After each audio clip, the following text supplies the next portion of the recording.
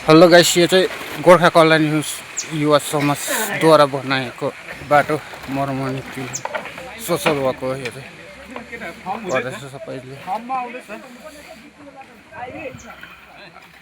आजसँग 3 वटा भएर यो बाटो बनाएको।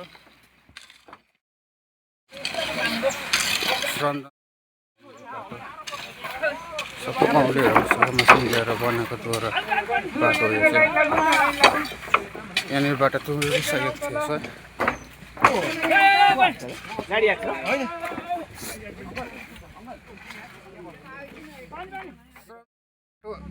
बनाएको यो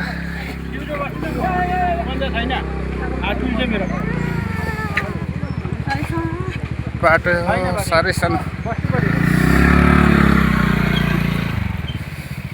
अप्पर बरबटे बस्तीको बाटोको अवस्था चाहिँ यस्तै छ। अहिले गाउँ समाज मिलेर गर्दैछ।